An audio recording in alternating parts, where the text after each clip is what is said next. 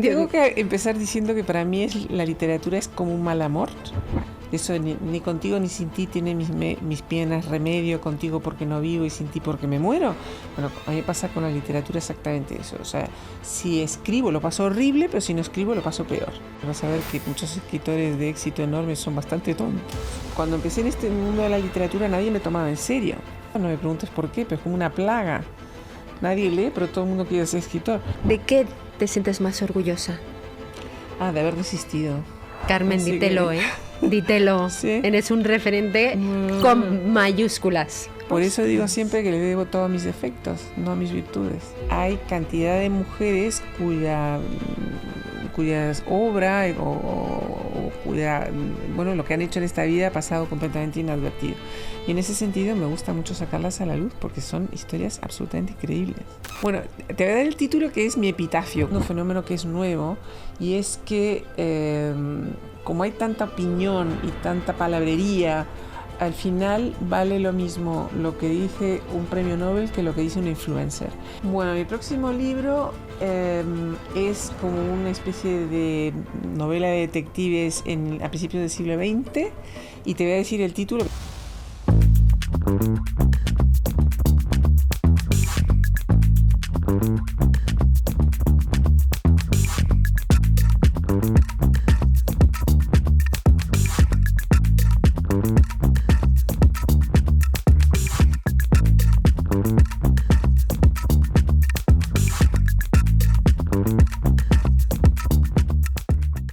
Hoy en Women by Coconut, el podcast donde celebramos las historias de mujeres extraordinarias que están dejando huella en el mundo, tenemos el placer de contar con una invitada cuyo talento literario ha cautivado a millones de lectores de todo el mundo. Su habilidad para tejer narrativas fascinantes, su profunda comprensión de la condición humana y su capacidad para escribir novelas llenas de intriga y misterio la han convertido en una de las escritoras más influyentes de nuestro tiempo. Exploraremos su trayectoria, sus desafíos y sus logros, descubriendo cómo ha logrado impactar positivamente en la sociedad a través de sus palabras y su ejemplo. Así que, sin más, es todo un honor contar en Women by Coconut con la ganadora del Premio Planeta de 1998, Carmen Posadas.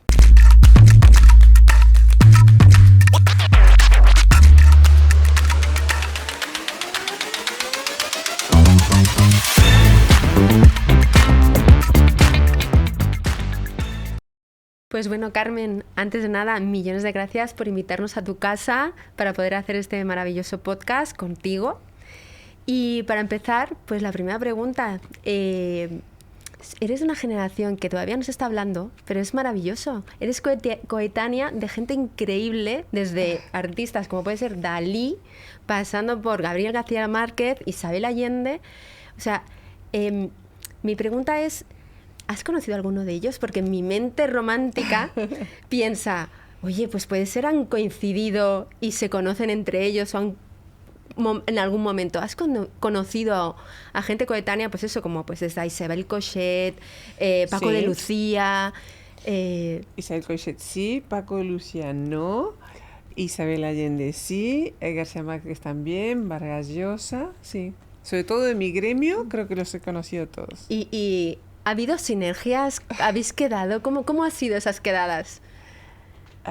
Bueno, yo creo que la gente tiene como una idea un poco romántica de cómo son los escritores, y entonces se los imagina a todos unos bohemios que se acuestan a las 4 de la mañana, que están todo el día tomando en unos cafés, fumando sin parar, tomando yo qué sé, absenta y cosas así.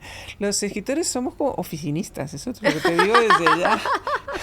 Yo me levanto muy tempranito, ¿te cuento un poco mi rutina? Pues sí. Bueno, me despierto como a las 7 menos cuarto, o sea, en fin, tampoco que sea el alba, pero bueno. Bueno, pero 7 menos cuarto... Y entonces hago una tablita de gimnasia, luego desayuno, no sé qué, entonces me siento en el ordenador y me pongo una pistola en la sien, porque soy la persona más haragana del planeta. Literalmente me pongo una pistola en la sien y me prohíbo levantarme de esa silla hasta la hora de comer. Esa es mi rutina. Dios mío.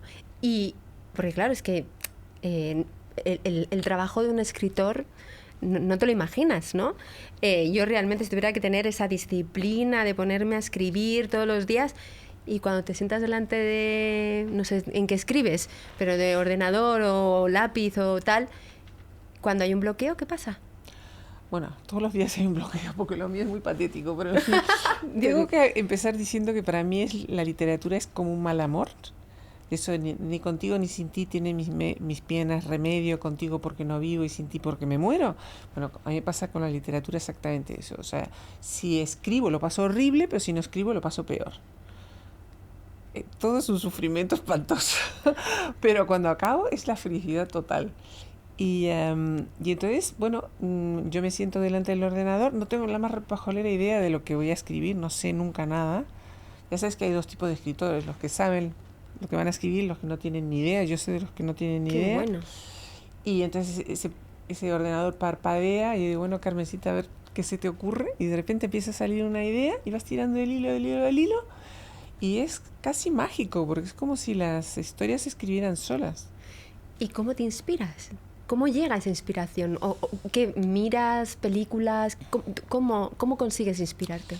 Bueno, yo tengo una escuela de escritura por internet y le digo a mis alumnos que escribir solo requiere dos cualidades.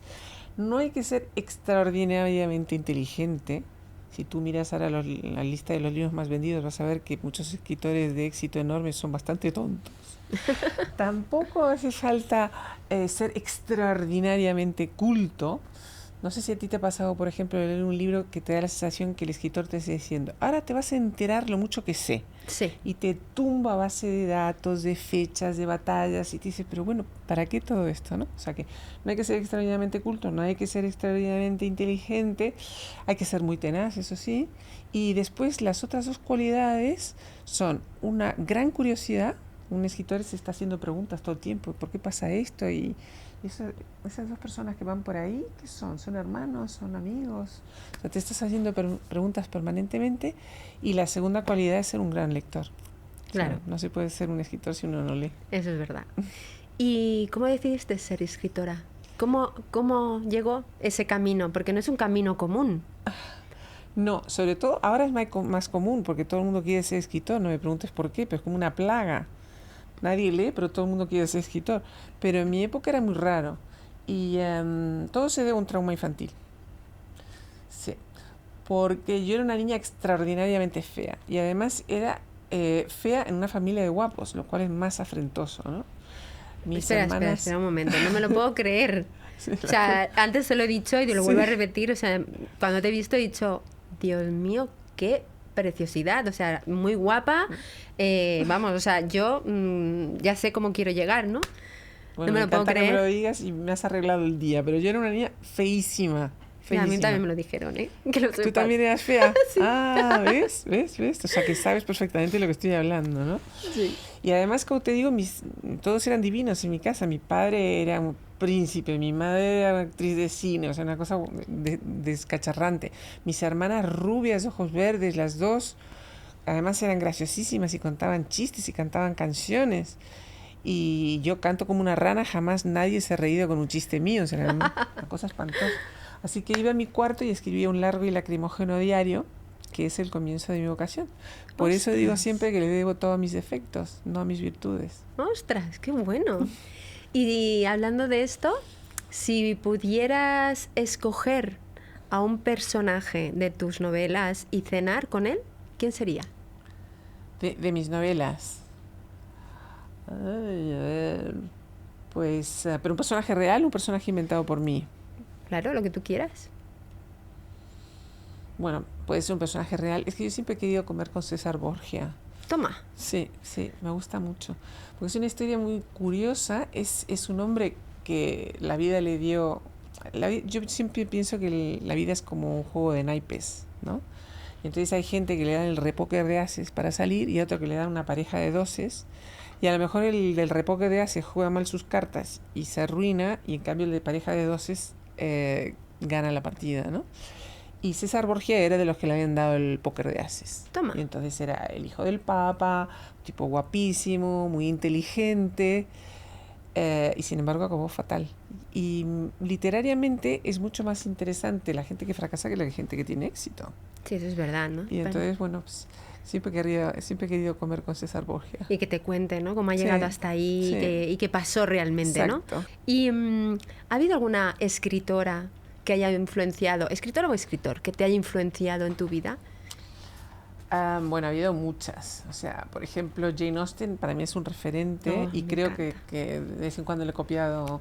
Porque tú sabes que la literatura es un gran plagio, todo, ¿no? Obvio. Está todo pero yo creo escrito, que todo el arte, ¿no? Está todo escrito. Todo el arte. Exacto. Y entonces lo único que tienes que hacer reinterpretaciones y puestas al día de la historia que se ha contado 1000 veces. Entonces, yo le pirateaba muchas ideas de Jane Austen. Me gustaría parecerme a Emily Bronte, pero lamentablemente no llego. Me encanta Edith Wharton. Mira, sé quién es. Y sobre todo una escritora que yo admiro muchísimo es Santa Teresa de Jesús. Wow. Pero no solamente como escritora, sino como mujer.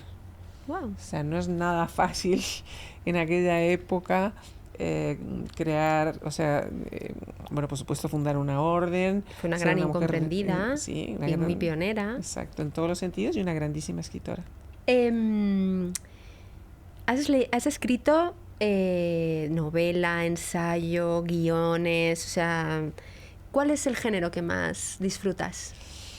El género que más me gusta es el cuento. Sí, yo soy buena cuentista, que por ahí empecé, la verdad. Normalmente los cuentistas no son buenos novelistas y los novelistas no son buenos cuentistas, pero bueno, a mí me ha ido bien con la novela. Me gusta mucho el cuento porque es una prueba infalible para un escritor. O sea, tienes que crear unos personajes, una situación, un ambiente, una historia, crear un mundo y cerrarlo en muy pocas páginas. Exactamente, tiene que ser rápido. Sí, y eso es un gran aprendizaje. Qué bueno. Bueno, tenemos que hablar de Pequeñas Infamias, ¿cómo no? ¿De dónde salió esa trama? Bueno, todo el mundo me pregunta, porque todas estas, la novela empieza con un cocinero que se queda encerrado en una nevera, ¿no? En una cámara frigorífica, mejor dicho, y todo el mundo, ¿pero cómo se te ocurrió eso? Claro. Pero es que es autobiográfico. Sí. ¡Ostras! A mí me pasó. Te cuento un poquito cómo fue. Estábamos en Córdoba, hacía 40 grados a la sombra, un verano de esos tórridos. Mis hijas eran muy chicas y yo estaba en casa de unos amigos que eran cazadores, una finca. Y entonces tenía que ir a buscar a estas cámaras frigoríficas, tenía que ir a buscar un pollo que estaba ahí al final. Entonces entro en la cámara frigorífica, que estaba todo lleno de animales muertos, o sea, había jabalíes, ciervos, todos metidos ahí en esa cámara. Bueno, entonces me meto en ese sitio y intento llegar al fondo a buscar el pollo que está, y de repente veo que se empieza a oscurecer. Obviamente alguien estaba cerrando la puerta detrás. Y entonces todo lo que me dio tiempo a pensar antes de pegar un grito y decir sáquenme de aquí, pensé, hace 40 grados, yo me voy a morir aquí como un sorbete. Claro, son minutos. Nadie me va a encontrar jamás. La muerte, aparte de horrible, es estúpida. O sea, morir aquí adentro es completamente imbécil. Bueno, pues es el principio de Pequeñas Infamias. ¡Ostras, Sí. qué bueno! Me ha parecido, nunca jamás lo hubiera pensado, pero... bueno, con Pequeñas Infamias ganas el premio Planeta.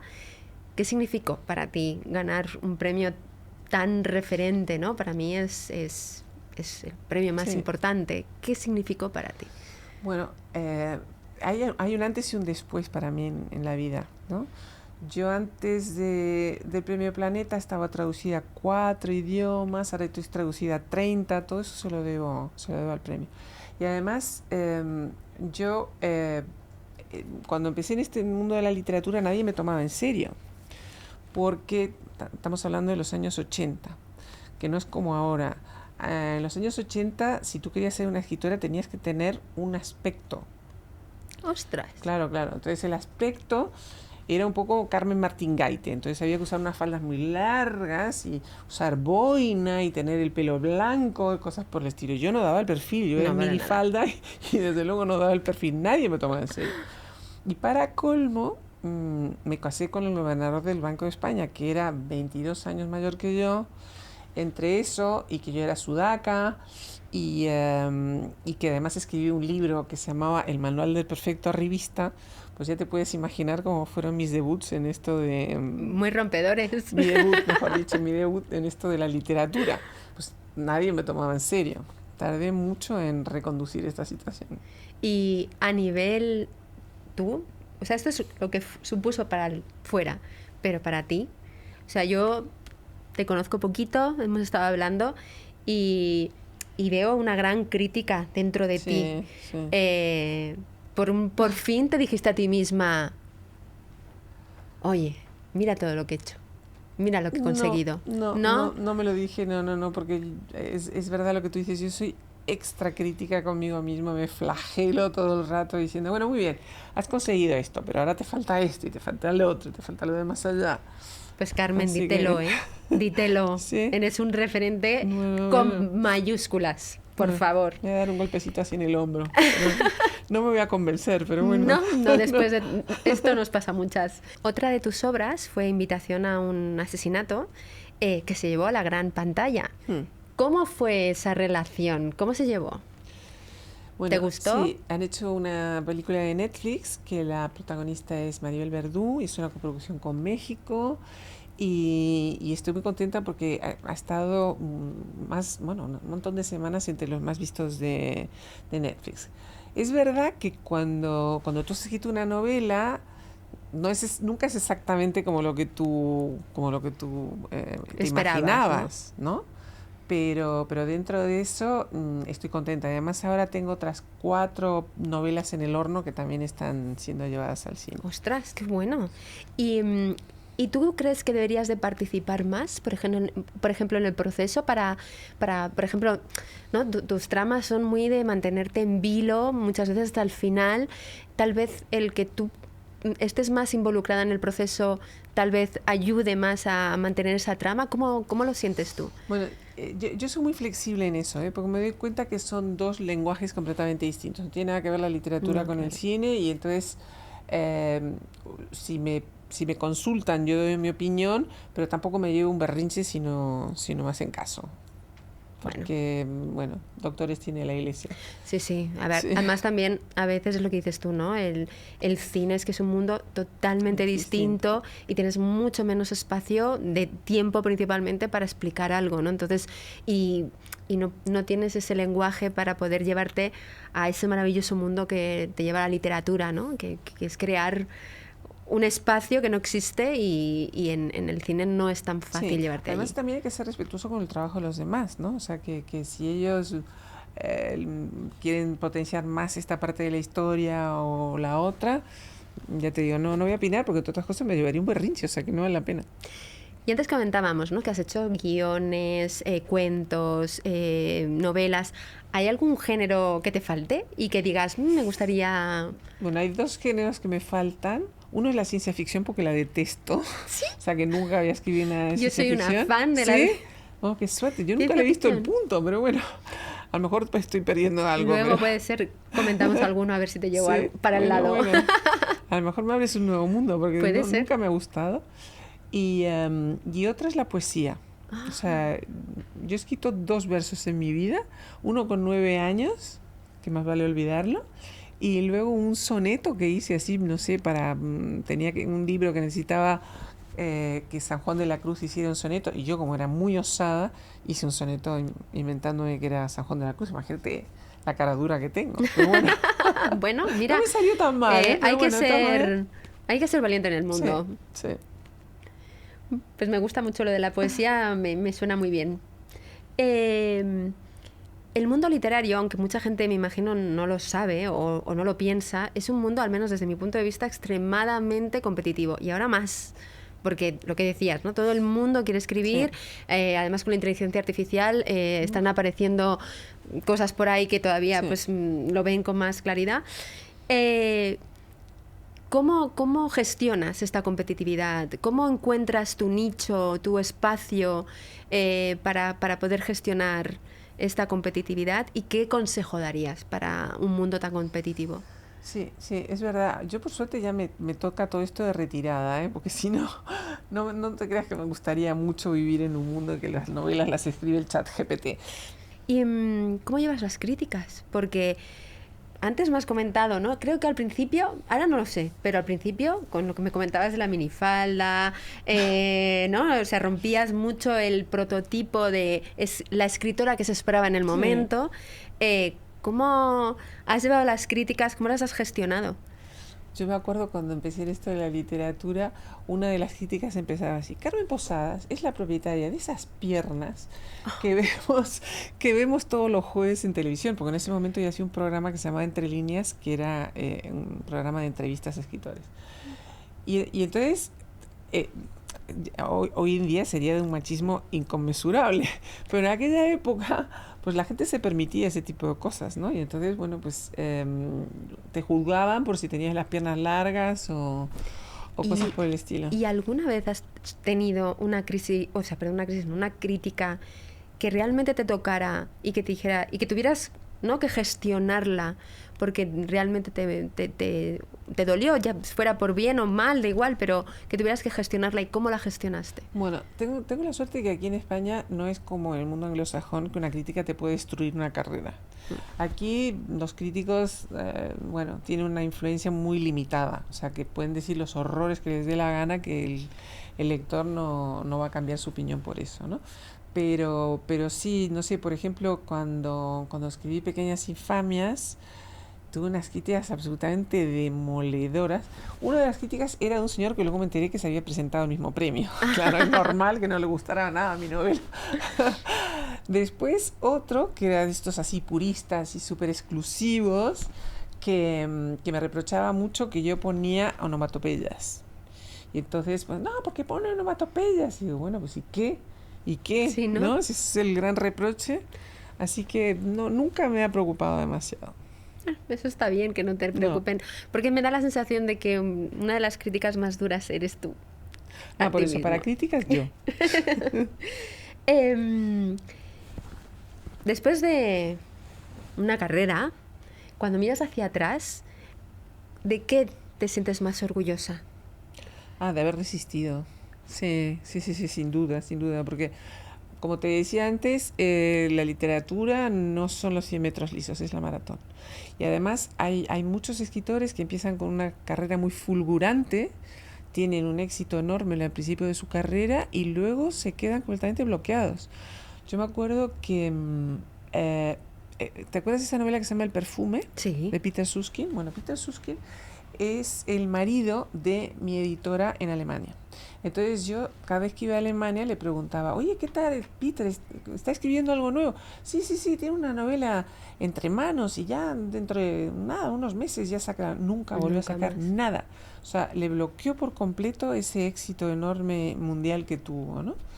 Entonces, en ese sentido es muy común, ¿eh? Entonces yo he tenido la suerte de no tener un éxito fulgurante, sino más bien mi carrera ha sido como soy yo, y te voy a explicar cómo soy yo. Siempre me, me reflejo mucho en una canción de Serrat que se llama Como un gorrión. Entonces esa canción que dice, es menuda como el viento, tiene el pelo marrón, le gusta volar bajito como un gorrión. Entonces yo siempre he volado bajito. Lo que pasa es que volando bajito también se llega Bueno, lejos. pero has sido muy perseverante, Sí, porque justo lo que acabas de decir, además yo creo que le pasa no solamente a escritores, sino a todo todo el tipo de mundo. artistas, ¿no? Tú sacas algo, es muy, muy bueno, y luego tienes una presión gigantesca por conseguir algo igual o mejor. Entonces, ¿cómo has gestionado esto y más después de Pequeñas Infamias? Sí, por eso que te digo que nunca he tenido un éxito cósmico como Peter Susskind. Todo ha sido muy gradual. Y yo me alegro porque yo estoy segura que me hubiera bloqueado. O sea, si yo hubiera escrito una obra extraordinaria con 20 años, ya te pone el listón tan alto que nunca lo había podido superar. Así que he volado bajito, pero como te decía antes, volando bajito se llega lejos también. Yo no sé si eres consciente que como escritora pasarán años y años y años y años y no estaremos ninguno de los que estemos aquí, pero tus obras seguirán estando. Eh, ¿Qué legado quieres dejar? Bueno, Eh, a mí me gustaría que me recordaran como eso que decía Stendhal, que tiene que ser la literatura. Él decía que la literatura tiene que ser como un espejo al borde del camino que refleja la vida, ¿no? Y Wow. entonces da igual que estés hablando da igual de los romanos o de los Australopithecus o de lo que te dé la gana, pero siempre estás hablando del presente y siempre estás hablando de ti misma, ¿no? Siempre es ese espejo a lo largo del camino el que se refleja la vida. Entonces, si tengo la suerte de sobrevivir dentro de 100 años o los que sean, me encantaría que cuando abriera mis libros dije, no, fíjate cómo eran las cosas en los años 80, 90 o al principio del siglo XX. Curioso, pasaba esto, pasaba el otro. Qué Y que bueno. lo vean en mis libros. Em, bueno, además de haber ganado un premio Planeta, también has sido, y no sé si eres miembro actualmente, del jurado de los premios. Sí. Em, cuando hay que evaluar una obra, ¿en qué te fijas? Yo me fijo sobre todo en lo que me transmite. O sea, si hay, puede haber novelas muy formalmente perfectas, que te cuenten una historia muy bien, que además te reflejen una época maravillosamente, que tenga mucha documentación, que bla bla, que bli bli. Pero si no tiene emoción, la literatura no vale nada, ¿no? Y también valoro mucho que me hagan reír, porque toda la literatura que a mí me gusta tiene sentido del humor.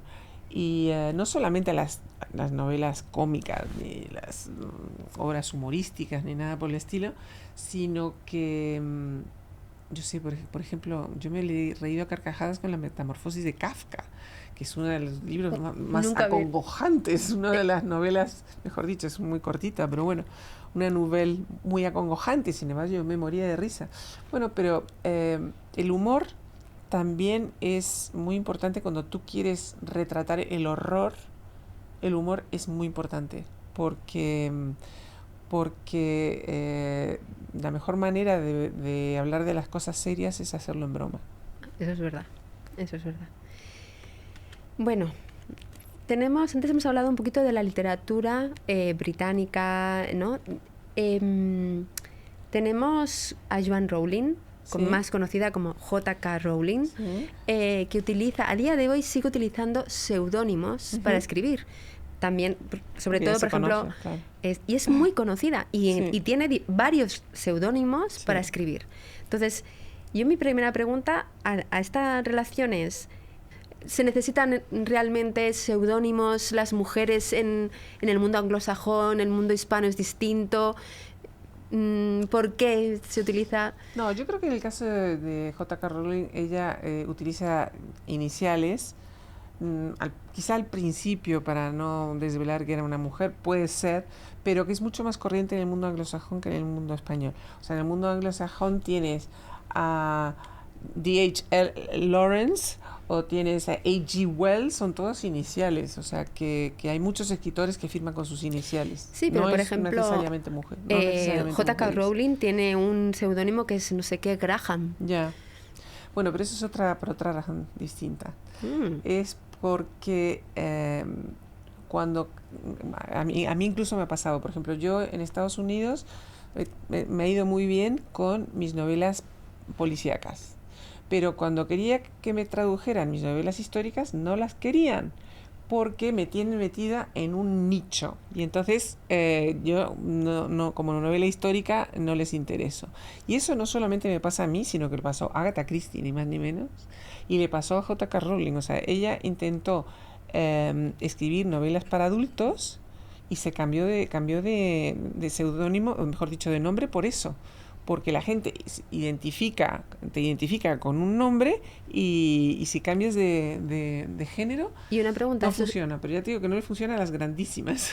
¿pero eso es porque eres mujer? ¿O a los hombres también les pasa? A los hombres también les pasa, sí. Curioso, muy curioso. ¿Crees que las mujeres escritoras, o sea, obviamente las escritoras en el mundo de la literatura tienen la misma igualdad que hombres o todavía hay que remar? Es un Bueno, eso es mundo... muy paradójico porque hoy día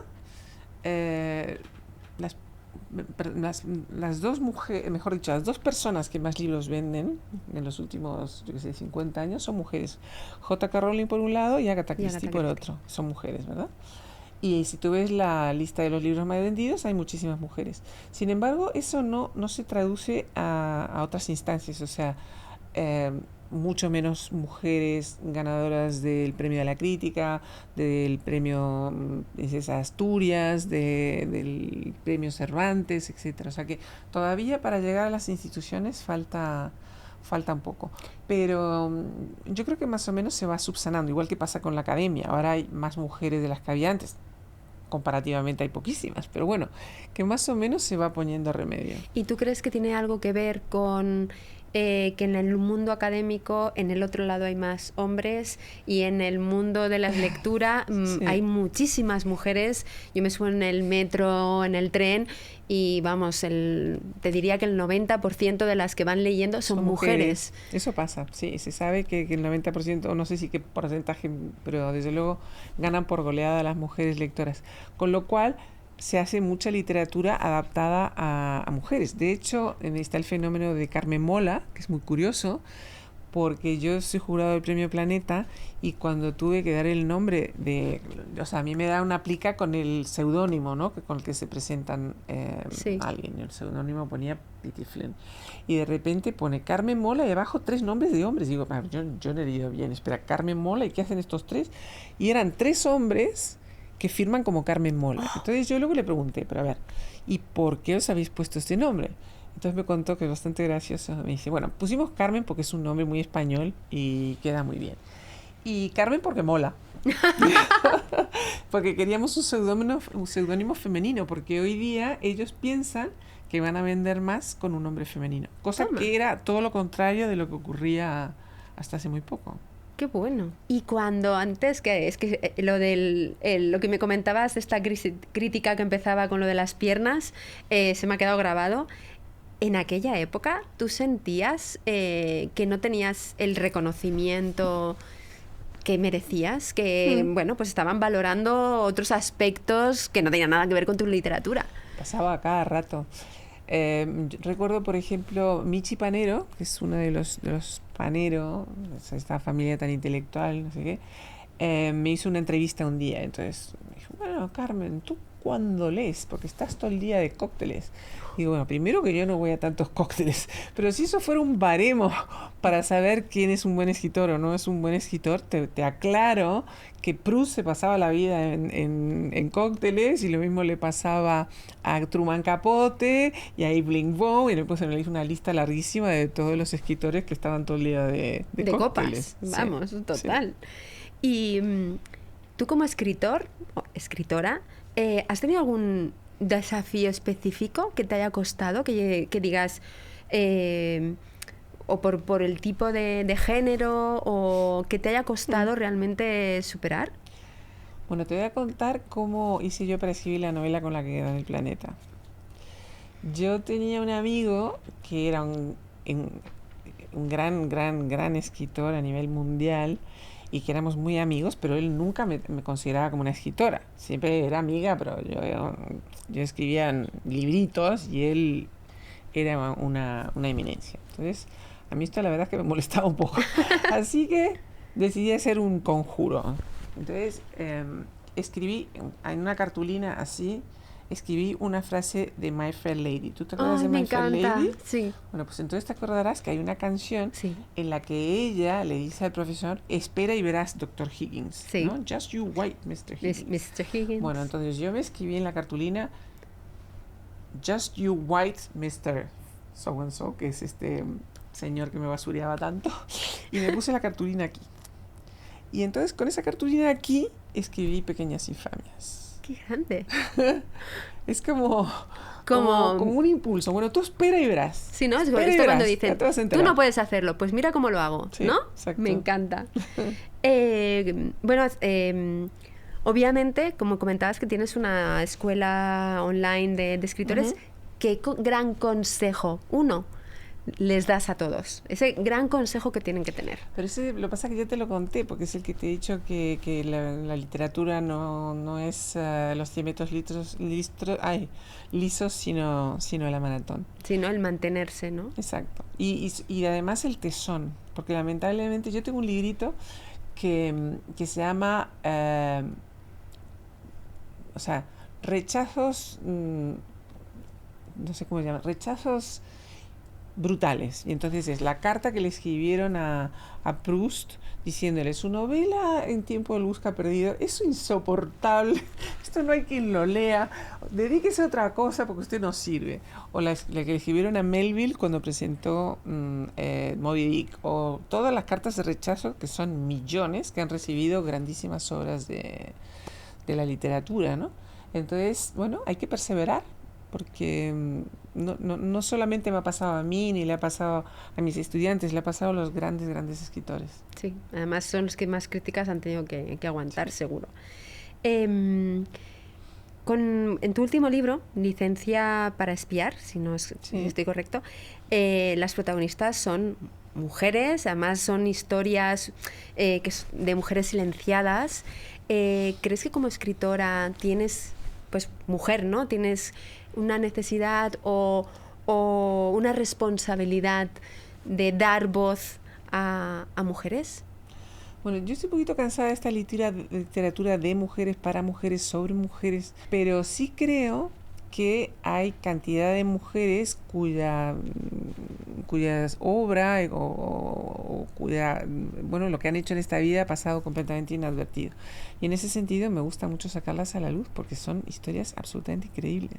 Sí, bueno. Bueno, lo que estás haciendo tú. Esto va de eso. Bueno, y como mujer de letras, defíneme el feminismo. Bueno, yo me desde defino, tu perspectiva. Yo me defino como postfeminista, y te voy a explicar qué quiere decir.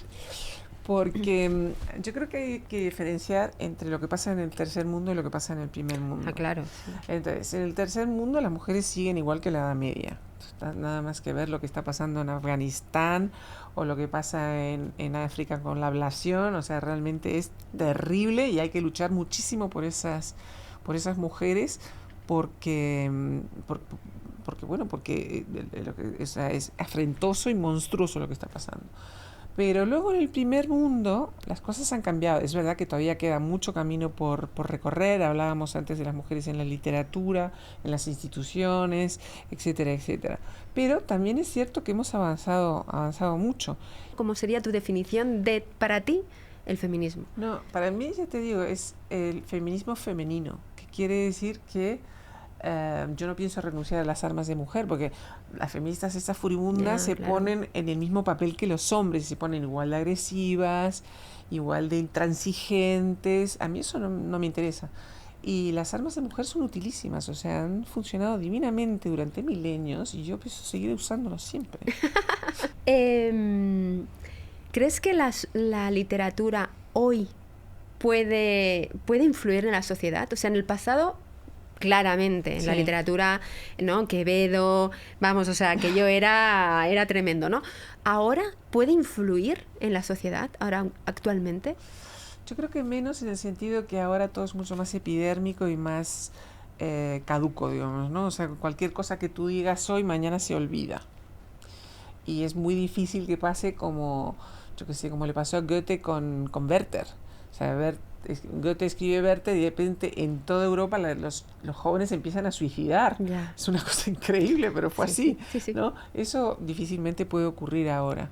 Pero la palabra escrita sigue teniendo un peso enorme y en ese sentido es peligroso, porque hoy día está ocurriendo un fenómeno que es nuevo, y es que como hay tanta opinión y tanta palabrería, al final vale lo mismo lo que dice un premio Nobel que lo que dice un influencer. Y muchas veces tiene más peso lo que dice un influencer que lo que dice un premio Nobel, porque como todo se calibra a través de los likes, entonces un influencer dice la cretinada del siglo y eso le dan 1 millón de likes y parece que es lo que siente la gente. No es verdad, no es así. La gente es mucho más sensata de lo que parece. Y teniendo en cuenta esto, porque me parece súper interesante, Luego tenemos libros tan controvertidos como Mein Kampf. ¿A favor o en contra de la prohibición de un libro?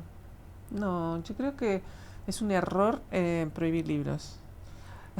Yo tengo un amigo muy gracioso que dice, ¿cómo podemos hacer para que la gente joven lea? Y dice, habría que prohibirlos. Prohibirlos. Claro, porque en mi época, a mí nunca me pasó, porque mis padres nunca me pusieron ningún problema para que les diera lo que me diera la gana. Pero tenía muchos amigos que robaban libros y que iban a la biblioteca de su abuelo y se bajaban Madame Bovary y leían Madame Bovary porque estaba prohibido. O sea que en ese sentido no estaría mal. Yo creo que entonces, adiós, o sea, todo el mundo en las librerías. Te voy a leer dos frases. Una es, el llanto es el refugio de las mujeres feas y la ruina de las graciosas. Oscar Wilde. Anda, esa no me lo conocía, sería muy políticamente incorrecto hoy día. El fuerte de la mujer no es saber, sino sentir. Saber las cosas es tener conceptos y definiciones, y esto es obra del varón. Ortega y Gasset. Ajá, ¿Vale? En la historia ha habido muchísimo misógino. ¿Crees que se debe y se puede separar al artista de la obra? Yo creo que no tiene nada que ver el artista de la obra. Y de hecho, si te fijas, hay muchos autores que son seres absolutamente deleznables. Deleznables. O sea, Neruda es, o sea, todo el día hablando del cielo estrellado y cosas por el estilo. Tenía una hija que tenía hidrocefalia, a la que tenía encerrada en la guardilla y la llamaba la monstrua. Y ese es un hombre sensible que escribió versos sublimes, ¿verdad? Entonces, hay que separar siempre el hombre de la obra, no tiene nada que ver. Vamos a por la inteligencia artificial, porque socorro. ha salido, ha aparecido un poquito, pero vamos a hablar de ella. Está ferviente actualidad. Como escritora, dime qué cosas ves positivas y cuáles negativas. Bueno, te voy a contar mi experiencia con el chat GPT porque fue bastante divertido. Hace unos meses le pregunté que quién era Carmen Posadas y entonces me dijo que era una escritora uruguaya, hasta ahí vamos bien, que había nacido en 1961, cosa que le agradezco mucho porque me sacó de un plumazo 12 años, que había estado casada 2 veces, ahí acertó, y que una de ellas con Antonio Gala. Digo, bueno, pues ostras. Bueno, eso dijo, pero todo errores garrafales, pero la ventaja y el inconveniente que tiene el chat GPT es que aprende. Entonces se lo volví a preguntar hace poco y ya acertó en muchísimas cosas. Digo que es la ventaja y también el inconveniente porque depende de quién nutre el chat GPT. O sea, el chat GPT puede tener un sesgo. Claro. No sé si tú has visto eso que ha ocurrido hace poco, que le pidieron al chat GPT que hiciera una especie de cuento con unos nazis. Ostras. Y entonces escribió esta novela sobre nazis y los nazis...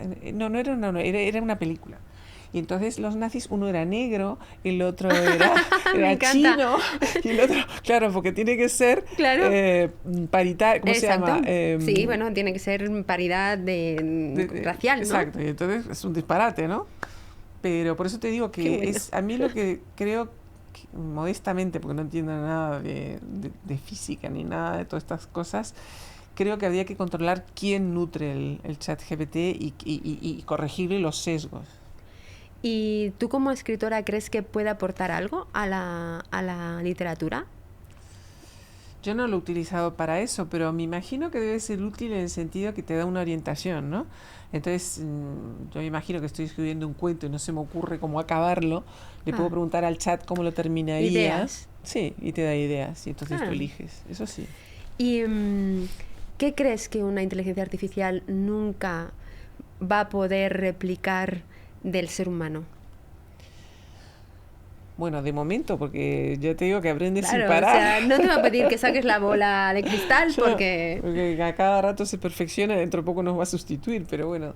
De momento dicen que la inteligencia artificial no puede mezclar conceptos completamente antagónicos. Entonces cuentan la historia de cómo se inventó el microondas. ¿Tú sabes cómo se inventó el microondas? Bueno, pues era un señor que estaba trabajando investigando sobre el radar. Y entonces les prohibían traer comida al laboratorio. Pero entonces él se llevó una chocolatina y se la puso en el bolsillo de la camisa así. Y estaba trabajando con estas ondas y de repente ve que la chocolatina se derritió. ¿Ah? ¿Y por qué se derritió la chocolatina si yo estoy trabajando con unas ondas que son sónicas o no tienen nada que ver con el calor? Y entonces se puso a investigar y descubrió el microondas. Bueno, ese ejercicio aparentemente relacionar qué pasa con el chocolate con las ondas del radar, eso la inteligencia artificial todavía no la puede hacer porque no puede mezclar dos conceptos tan antagónicos. Bueno, ahora te voy a hacer un challenge. A ver, socorro. Le he pedido a ChatGPT Anda. que me escriba una frase de tu última novela, Licencia para espiar. Entonces te voy a leer 3 frases. A ver Si eres capaz de elegir de encontrar la intrusa. A ver, la escrita por ChatGPT. A ver. Primera frase. Una casa de 2 plantas adosada a la muralla que, a juzgar por el jolgorio que escapaba por sus ventanas, debía de ser lugar de mucho ajetreo y feliz algarabía. Socorro. Frase 2. En ese teatro de sombras, la verdad se escondía entre los pliegues del engaño, esperando pacientemente su momento para emerger y desvelar los secretos más profundos del alma humana. Estoy segura que no es mía, pero bueno. Pues la has acertado. ¿Ah, sí? Bueno, menos mal. ¿Y cuál es la otra? Y la otra, que sí es tuya. Así se lo había ordenado él a sus guerreros. Una única casa debía escapar a sus iras, aquella en cuya más alta ventana vieran atada una cinta roja. Vale. O sea, que has acertado. Bueno, menos has acertado. Mal. ¿Cómo lo sabías? Pero no te sonaba de nada. No me sonaba de nada. Pero además no sonaba como yo tampoco. Pero yo no creo que te acuerdes de todo lo que has escrito, es imposible. Pues fíjate que yo que tengo una memoria catastrófica y no sé qué voy a hacer dentro de un cuarto de hora, si tú me dices, por ejemplo, cuántas veces está la palabra, me da igual, una palabra un poco rara tiene que ser, yo qué sé, no sé, una palabra rara, en mi libro te lo digo. Claro, que en la novela que estoy es escribiendo de las ahora. Que tú utilizas habitualmente. Sí, ¿no? pero que cuando estoy escribiendo una novela sé perfectamente si esta palabra la he usado hace 6 capítulos o no. Pero luego me preguntas dónde están las llaves y no lo sé. No lo sabes, me encanta. ¿Qué personaje de la vida pública dices, cuando lo ves, dices, ostras, es que lo tendría que haber creado yo como personaje en mis obras? ¿O te hubiera gustado crear un personaje así? Bueno, seguro que iba a ser un malo, porque a mí me encantan los personajes de los malos. Me fascina. Pues hay, ¿eh? Hay unos cuantos. O sea, por Tienes ejemplo, ahí uno que en noviembre va a ganar en Estados Unidos. Eso te iba a decir, nunca se me hubiera ocurrido crear el personaje de Trump, porque es tan inverosímil, o sea, tan absolutamente inaudito, que un señor que está condenado por unos 34 delitos al día siguiente consiga 50 y tantos millones de dólares, es que yo jamás me atrevería a imaginar semejante cosa, pero la realidad supera siempre existe, es muy fuerte. Sí. ¿Y qué personaje, tanto político o de la vida pública, te gustaría hacer o escribir un guión o escribir su biografía? Pues mira, ahora que Macron se acaba de estrellar y que a mí me gustan mucho los perdedores, no creo que Macron sea un perdedor, pero bueno, acaba de meter la plata hasta el fondo. Sí me gustaría escribir algo sobre él, porque es un personaje increíble, un señor que está casado con su profesora de literatura, no sé de qué es, que tiene 20 años más, que es un jovencito que sin partido político llega presidente de Francia. Es muy sorprendente, sí. Y en un mundo donde no paran de pasar cosas, y que la generación Z es venga cosas, ¿cómo cabe la literatura? Un mundo calmado, pausado. Por eso también es muy sorprendente, porque primero hay más escritores que nunca, que algunos que se podían dedicar a tocar el violín, francamente, pero bueno. Y después hay muchísima gente joven leyendo, que es verdad que no están leyendo La Isla del Tesoro precisamente, sino que leen unas cosas de fantasía escritas por otros jóvenes de su edad. Pero bueno, yo tengo la esperanza de que empieza leyendo mala literatura, acabe leyendo buena.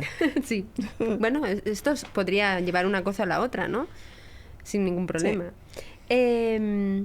¿Alguna vez has sentido la presión de escribir algo más comercial? Inevitablemente sí. Bueno, si le preguntas a cualquier otro escritor te dirá que no, que ellos solo escriben pensando en su yo interior o en su abuela que está en el cielo y cosas por el estilo, pero todos pensamos en el lector.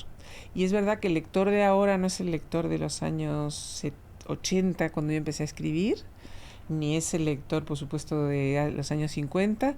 Es un lector que no aguanta los finales tristes. Todos tienen que ser como Walt Disney, fueron felices y comieron perdices y este tipo de cosas. Y entonces inevitablemente escribes un poquito así. ¿Tú crees que ahora la crítica se lleva peor? O sea, el hecho de que todo está tan polarizado que la crítica a la sociedad no se quiere escuchar. Bueno, lo que pasa es que ha surgido un personaje muy interesante del siglo XXI que es la víctima. Entonces es utilísimo hacerse la víctima. O sea, volvemos al caso de Trump, que es paradigmático en este sentido. Sí. Entonces Trump lo condenan por 34 delitos y delitos sexuales, o sea, cosas que tú dices, ¿cómo es posible que se salve de esta? Bueno, pues han conseguido convertirse en una víctima diciendo que esto es una conjura del sistema, que quieren acabar con él y recibe más dinero que nunca. Sí. Y victimizarse es utilísimo. Entonces, nadie acepta una crítica, inmediatamente se convierte en víctima y eso ya te exonera de cualquier cosa. Pues bueno, Carmen, vamos a entrar ya en la recta final y viene el momento de lo que le llamamos la cápsula del tiempo. Bien. Que por si no los oyentes no lo saben, lo que hacemos es pediros a todas las que participáis que nos escribáis una carta con deseos o no deseos para el 2025 y de aquí a un año las abriremos todas pues con estos deseos o no deseos de lo que va a pasar en el mundo de aquí, vale. Pues esto, todo un año. Así que, por favor, me haces entrega de tu carta. Aquí está, pero la voy a cerrar, ¿no? Porque si no, ahora no hace falta abrirla, ¿no? No. Si no, no vas a bichar. Ya está. Perfecto, gracias. Y bueno, como ya estamos acabando, pues siempre os pedimos que reviséis vuestra agenda para que nos recomendáis a una mujer o varias mujeres para dar voz de sus historias, ¿no? Porque Women by Coconut pues va de esto, ¿no? De mujeres que están cambiando el mundo, mujeres que están dejando su huella, porque hay millones de mujeres fantásticas y lo que queremos hacer en este podcast es darles voz. Bien. Así que, ¿a quién se te ocurre? Bueno, ¿puedo decir dos? Claro. Entonces, voy a decir Marta Robles, que es una gran escritora y una gran periodista y además una mujer inteligentísima y te va a encantar, Marta Robles. Y después, ¿puedo dedicarme un poquito al nepotismo? Totalmente. Sí. Vale. Totalmente. Pues entonces te voy a recomendar mi hija Sofía. Mi hija Sofía, que se dedica a la medicina estética. Oh, fantástico. Y bueno, que a ti este tema te va Claro, o sea, me encanta. Y ella ha sido, bueno, de las primeras médicas estéticas de este país, a pesar de que es muy joven, porque tiene 49 años, lleva muchos años y tiene mucho éxito. No es porque sea mi niña, es que es muy buena. Me encanta porque realmente la medicina estética, como bien comentas, es muy nueva. O sea, la gente confunde además medicina estética, claro, con la cirugía estética y me parece un tema brutal para tratar y más si ha sido una pionera. O sea, fantástico, mil gracias. Así que ahora empezamos ya con las preguntas rápidas. Obviamente puedes tomarte tu tiempo, pero son facilonas. Si tu vida fuera un libro, ¿qué género literario serías? Supongo que sería de aventuras, porque me ha pasado de todo. ¿Qué título llevaría? Bueno, te voy a dar el título que es mi epitafio. Cuando yo me muera, quiero que ponga intentó hacerlo bien. Me queda mucho mejor en inglés. Porque en inglés esto sale redondo, ¿ves? She tried hard. Yes. She tried hard. Esa soy yo. Sí, suena mejor, pero eres tremenda. Sí. O sea, tremenda. Si tuvieras que vivir en una novela sí, tuya, ¿cuál elegirías? ¿Y qué personaje? En una novela mía... Bueno, voy a decir Pequeñas Infamias y voy a ser la asesina. Ah, no digas quién es. No. Asesino o asesino. Exactamente. Porque puedo hacer trampas aquí. Dime una mujer que te inspire. Puede estar muerta, ¿no? Puede estar muerta. Ah, bueno, es que lo he dicho antes, Hannah Arendt, que me parece un genio. Y era una de todo lo contrario. De lo que no me gustaría hacer nada, un influencer. Agotador, agotador. Persona no escritora que crees que debería escribir un libro. No sé, porque hoy día todo el mundo escribe libros. Más que escribir libros, perpetran libros pues, sin parar. Entonces no voy a recomendar a nadie. Seguro que ya lo escribe. ¿Cuál es el lugar más inusual en el que has escrito? Uy, es que en todas partes, en todas partes. En los aviones, en los hoteles, en los sitios más inhóspitos. Bueno, yo creo que lo más inhóspito de todo fue un día que estaba en una especie como de casa rural, que no había luz, y yo tenía que terminar algo, y ahí con una vela que me sentía como Edgar Allan Poe. Y si no fueras escritora, ¿qué te hubiera gustado ser? Bueno, como no sirvo absolutamente para nada más que para esto, y el resto soy una catástrofe, porque es la verdad, siempre he pensado que me gustaría ser taxista. ¡Toma! Y te voy a explicar por qué. Porque me parece maravilloso eso de se sube alguien, te cuenta su historia y luego se baja. Adiós, hasta luego, nunca más te veré. Yo lo encuentro maravilloso eso. Ostras, mira que me podía esperar cosas, pero lo del taxista me han matado. Sí, lo tengo clarísimo.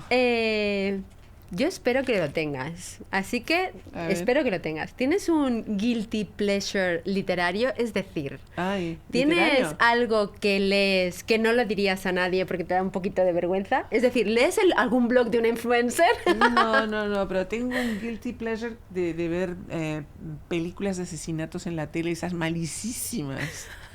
De esa serie B De esas en que te horribles, duermes al sí. mediodía, ¿no? Esas me chiflan, no me pierdo ni una. ¿Qué le dirías a tu yo del pasado? Yo lo tengo muy claro, pero... A mi yo del pasado.